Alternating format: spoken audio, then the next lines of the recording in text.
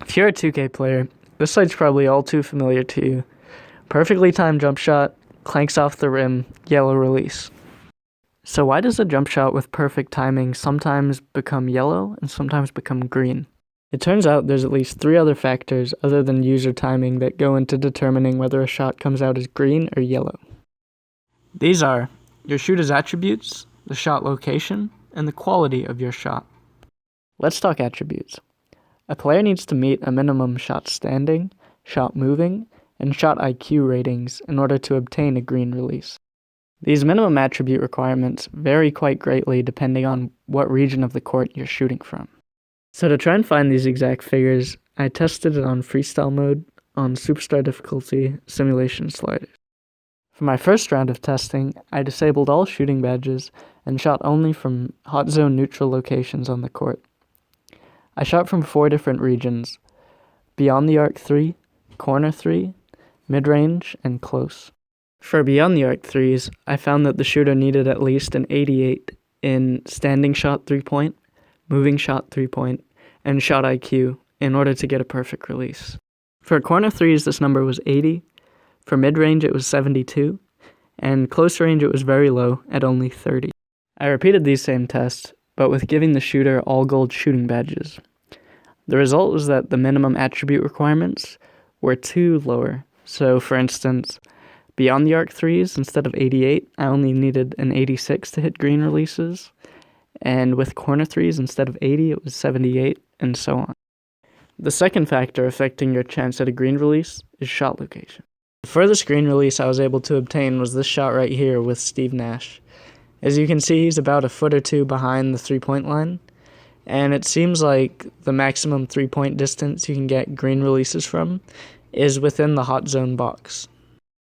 So thankfully on defense, this means you don't have to be paranoid about a Curry-esque 28-foot green release to just crush your hopes and dreams. As for mid-range, as long as your player's not moving and you meet the minimum attribute requirements, you should be able to get a green release from anywhere within the arc.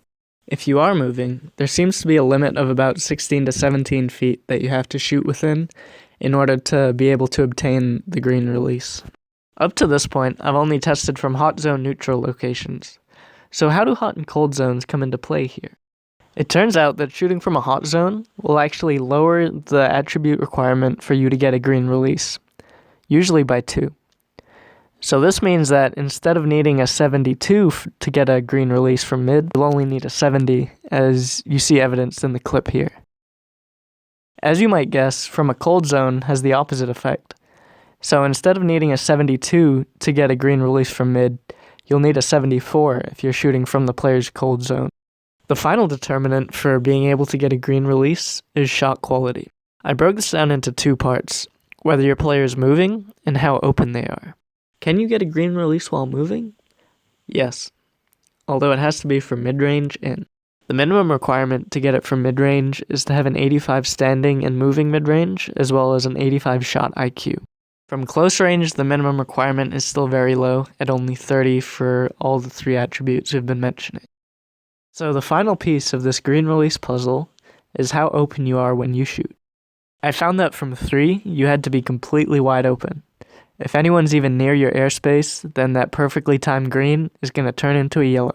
From close or mid-range, however, it seems to be a bit more forgiving. You'll see an example or 2 here in the footage of green releases I've gotten, even though they're semi-contested. I wasn't able to determine exactly how much space you need, so I'd highly recommend you test this out for yourself so you can get your own feel for it.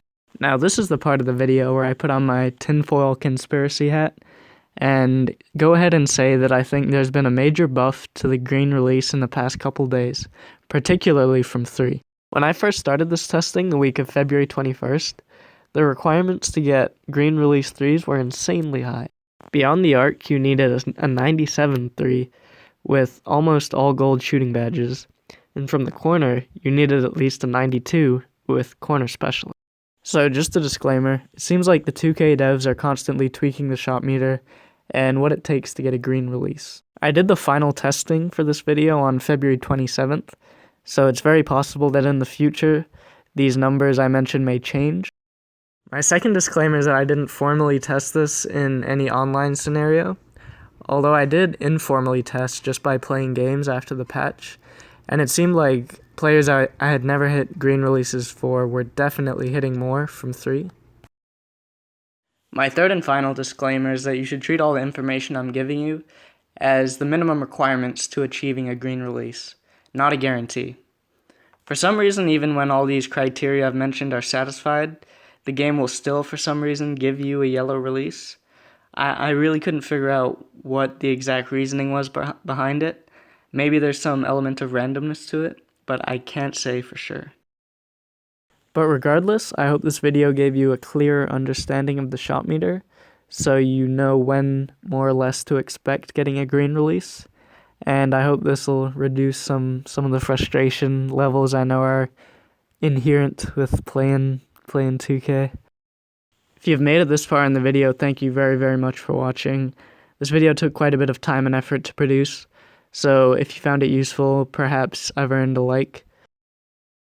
Also, feel free to subscribe. I'm dedicated to bringing you guys this level of quality information, which will hopefully help you to improve your games.